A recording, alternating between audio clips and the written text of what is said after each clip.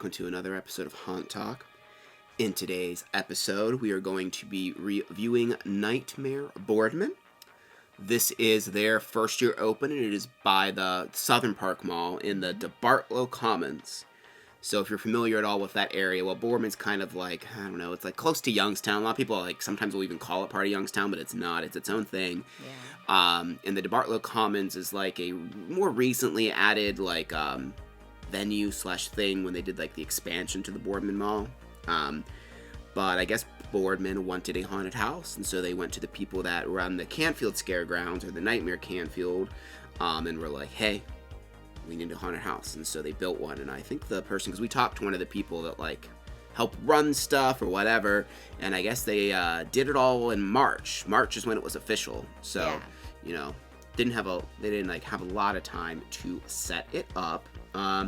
But yeah, before we get into the view, make sure you like and subscribe, and make sure you're checking out our merch store. I'm actually wearing my hoodie this time, and she has the shirt on. The hoodies are actually really nice. I really like the hoodie. Yeah. No joke, I really like the hoodie.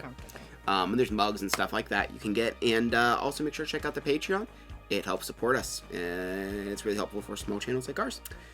That being said, we need to get into the review, which as always means we must refer to the Book of the Dead! Book of the Dead! Book of the Dead! Book of the Dead! Before we just dive right into sets and props, I guess we'll kind of talk about, the area it's in, because weirdly enough, and we'll talk about it in value, you can actually just purchase a ticket to just kind of walk around the midway. Yeah. Which they had, a few food trucks, and they had some, store kind of stuff where you could buy, Halloween merchandise and stuff like that, and then they had monsters on the midway scaring you and things like that as well. Yeah. They do have a stage where a band could play, and the night we went was pretty rainy and mucky out, so that they were also really slow when we also went there right at open though. Yes. So we were actually at the mall for something else, and it wasn't the order we were going to do things in, but we were like, well, we're here, we're not going to leave and come back, let's just go to it. They just opened. So there was no band playing. I don't know if there would have been something later in that night. And there also is we didn't go into it, but there is a big lounge. I think they'll have the Nightmare Lounge actually. Yeah, Nightmare Lounge, so you could get some drinks and stuff like that too, which was kind of nice. And I should have went in and looked at the cocktail menu, but there was literally no one in there. So we did not go there, but it looks like it'd be a fun little time, and they have props and stuff out there. Yeah. But so getting into the actual haunt, there's three different themes. Yep. The first one you come to is the crypt, the second one is the swamp, and the third is the slaughterhouse.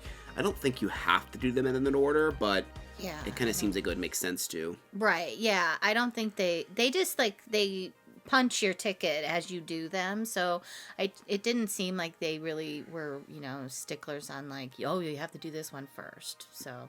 Yeah, so I think you can do them in any order. So the first one, of course, we went through is a crypt. Now, with all of these haunts, they're about as old school gets. Yes. They are intense, and so you're just kind of walking on grass for pretty much all of them. And it was rainy, so it was a little bit mucky. Nothing too crazy, though. I mean, because it's covered, obviously. Yeah, and they had, hay down and stuff like that, which was nice, because a lot of times, they never put enough hay, and I did notice that there was a lot of hay. Yeah, so it did help with it being, super slippery in there.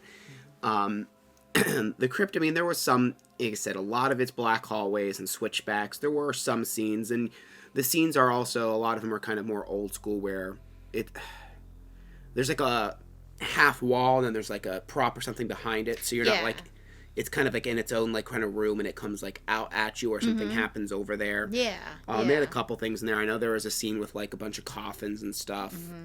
That one you actually did walk through. And there was some basic stuff that made it look almost a little bit I think a little haunted mansion type of vibe. Yeah, there was some stuff on the walls and stuff like that, pictures and things like that. Yeah, nothing too crazy. The next one was the swamp, which is very much I think what you would expect it to be. There was multiple, I think there was 2 laser swamp rooms? Well, I think it was 1 laser swamp room, but it was divided into 2. Was it? So we went on the one side. Oh. And we walked down this way, and then we came around and saw some stuff, and then we came back and went into the swamp again. on another side. I'm not sure. Yeah, I'm not. Weird. Yeah, I'm not sure if it was one or two, but I mean, this is the same thing, just a laser swamp, you know, but you can't see like the people under it on like level. That's about armor from there. And again, there was like a few animatronics, I think. Yeah. I'm gonna say nothing like real standout. Pretty like bare bones type of basic haunt. And the last one was the slaughterhouse. Now this one, there weren't really sets and props in it. And I don't. If there were. Yeah. I couldn't see them. This one was definitely the freakiest of them because it is just filled with fog, like where you can't see more than like 2 feet in front of you. And I'm not exaggerating when I say that because we of course had Isaac with us and he was leading. And I mean, there's multiple times where I lost him, and I mean he was barely in front of me. Because it was really just pallets. Like pallets, wall, like fencing type of situation. Yeah. But it was just really like, man, you couldn't see anything in there. And of course they had strobe lights and like just other types of lighting in there. And it was, this is also the longest one just because it was hard to get out. It's very hard disorientating. To figure out what was happening. Yeah, and I think it was actually a maze because we did end up going into a dead end at one point, which thankfully we only hit one of those. But yeah, I don't know if there's multiple or not. Because again, I didn't know what was going on. I'm glad Isaac was there to lead because I hate leading in these type of things. They actually do kind of freak me out a little bit. Especially, I don't know, there's just something about it, not being able to, like, it's even worse than, because, like, in the blackout mazes, you can usually look up and kind of see light and try and figure out where the walls are, but this, you know, nothing. You might as well have your eyes closed, honestly. Yeah, really. Yeah. But, yeah, so for sets and props, like I said, this is their first year. There wasn't a lot going on there.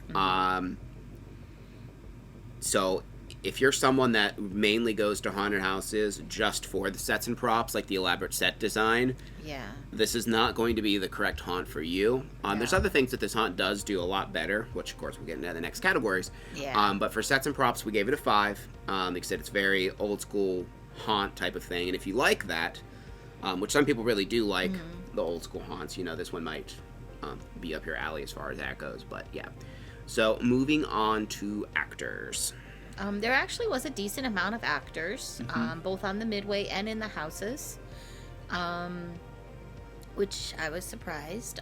Some standout ones were there was a guy who came up to us as we were walking to one of the houses, and he's like, he starts yelling, and he's something like, I don't feel real good. He's like, he's like, I think I'm having a baby. Yeah. And we're like, what? And he's like, oh my God, here it comes, help me. And he opens his coat, and he's got like some sort of like gross looking doll like between his legs. Bloody baby looking thing, yeah. And he ran up to me and he's like, help, and so I had to grab and I don't know if he was holding it or what was going on, but there was like resistance, which was gross.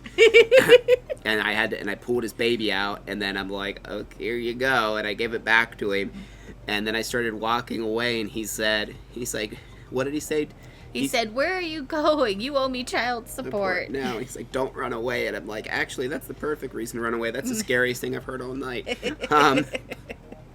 But yeah, that was really funny. All the midway people were pretty cool. There was the end, because we saw her multiple times. So she's like mime/clown girl, all pretzeled up on the wet ground, just being a little freak. Yeah, she was just crawling around, doing contortionist stuff. It was crazy. Like every time I looked, I just, there she is, down on the ground. Yeah. The one guy that we actually ended up talking to, but he was cool. He's like at least the night we were there, was kind of like the guy at the entrance, kind of like the greeter, Mr. Mange. You said his name was? Yes, Mr. Mange. Yeah, he was really cool, and it was nice that he like took the time to talk with us. There wasn't a lot of following you, and it happened a couple times, but it was mainly like a jump scare, and then that was kind of it. I mean, I know in the swamp there was like a ghillie suit man. I remember that. He scared me a little bit. We got jump scared multiple times in the slaughterhouse just because you couldn't see anything. Like, the people that startled me, I never saw them. Like, the most I saw of one was like a silhouette that kind of came close to me. Yeah, and like they were taunting from afar too. So like they were like how could they see? How could they? Yeah, I don't know. But you could hear them. They were like taunting and hollering and stuff at you and making pig noises and things like that.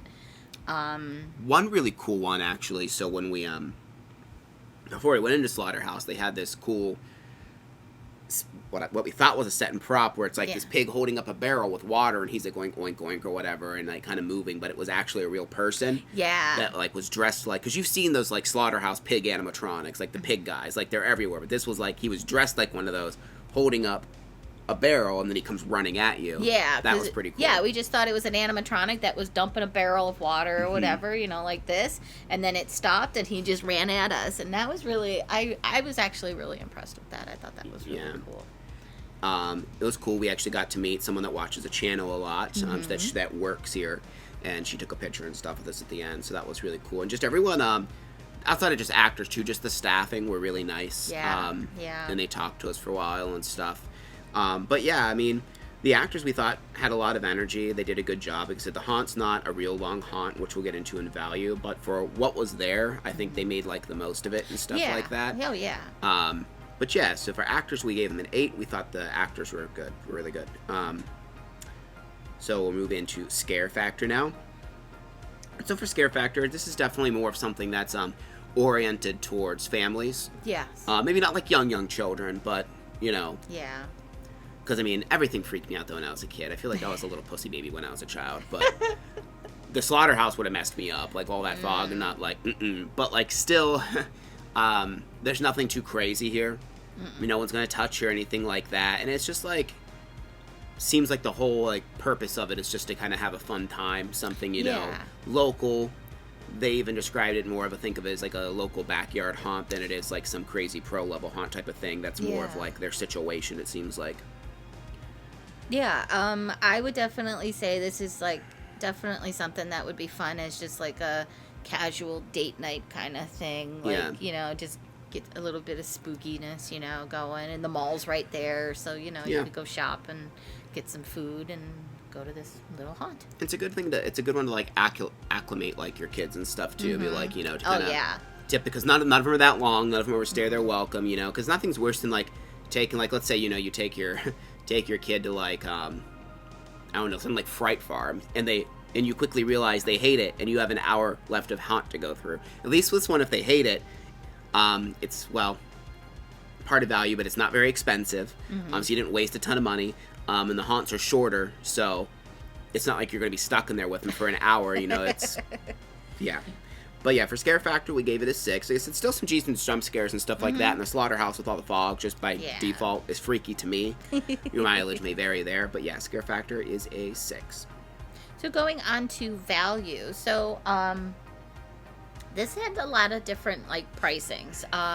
First thing is that if you just want to go and walk around the midway where the food trucks are and the stage and the bar and stuff like that, it's $10 to do just that. Yeah, and I assume the only reason I think that someone would do this is maybe you have kids that want to go through the haunts and you're just not into that. Yeah. Because like I don't know who would like go there as like a couple or by themselves and just pay like $10 just to go to a couple food trucks in a bar when the mall's right there. Right. So I assume, that's probably why this exists, as a cheap option for adults to just hang out while their little crotch goblins run around and do crotch goblin activities. So if you wanted to do the 3 haunts, it was $20 to do those. And once you get through all 3 haunts, you can go again through all 3 haunts with your ticket. Right, and that obviously adds a lot of value, since the haunts aren't that long, because each one took about 4 to 5 minutes to get through. If you walk fast, you could probably do them, obviously a little bit quicker, but 4 to 5, I think, is the average from what we timed. And I mean, so that's like, we'll just give a benefit of the doubt and say 15 minutes for all 3 together. Yeah. But if you're doing them twice, that gives you 30 minutes of haunt for $20. Yeah. And that makes the value go up a lot more. Plus, if there's a band playing, that adds a decent amount of value. Plus, you can go to the bar, which of course none of that's free to like buy drinks, but you have access to it though, which is cool. Yeah. If you wanted to get a fast pass, if it's a busy night, it's $30 to get that. Yeah, it's only a $10 upcharge there, which isn't wild. And they do have a combo ticket. Like we said, they are part of the Canfield Scaregrounds, the Nightmare at Canfield Scaregrounds. And you can get a combo pack for $45, which gets you into both of those attractions. So you can go to Boardman, and then you can go over to the Canfield Scaregrounds and go to that as well. $5 savings. Okay, so it's not big Math savings, hard, but pretty. Yeah, but I mean, it's $5. We're going to do both anyways. Especially, I mean, and that's what I think. I always disassociate a little bit, like when me and Kim go to places, is because we're paying individually for ourselves, and we don't have children or people we're paying for. Where I always think, be like, oh, like, why wouldn't people just do the fast pass? It's like for some place, it's like only $10 more. But if you're paying for like multiple people, like kids, that's a lot more. Just like $5 isn't a lot, but if you're buying, 4 tickets, which I feel like is normal. Like a husband-wife situation, 2 kids. I feel like that's probably 4. Probably seems. I feel like 4 is probably like the number that most people have when they go to these things. I don't know, but I mean that's $20 you're saving. But I digress. But and then you can do a $65 for a fast pass combo for both. But yeah, value we thought is pretty good. I mean, because we're judging it off of the 20 for 3, being able to go through it twice. We gave it an 8. We think that what it has to offer, that's about 20 is about as cheap as you find a haunted house for. That's right, yeah. Not just literally in someone's backyard. So that gave us an overall score of a 6.5. Yep. So again, first year, and it is old school. So again, it's important when you go, you know what you're getting into, and you don't like go there expecting it to be like this big grand thing, like something like, your haunted hoochies, your Chippewa Lake slaughterhouses, those type of things. That's not what this is. This is an old school haunt, and it's meant just to, kind of go and have fun. So if you go there looking for that, you're obviously going to be upset and disappointed. And that's why we do these reviews. Yeah. And, 6.5 isn't like a crazy high score, but we still had a fun time. And if you know what you're going into for a cheap price, you're going to have fun as well. Yeah. But that we do these reviews so people can watch it and be prepared for what they're going and decide if it's right for them or not. Yes. Because even though we give something like Haunt of the Year to something like Wool Brothers or Chippewa, that's not what everyone wants, especially as a family. They want something more on the slightly tame side like this, because something like that might kill them. So, but yeah. And so, yeah, make sure to watch our Nightmare Canfield review. That'll probably be up, like, right after this one. Thank you very much for watching. Make sure you like and subscribe. And also, Kim's favorite part, make sure you're ringing that notification bell so you're not missing any upcoming videos. Thank you very much for watching. We'll see you in the next episode. Bye.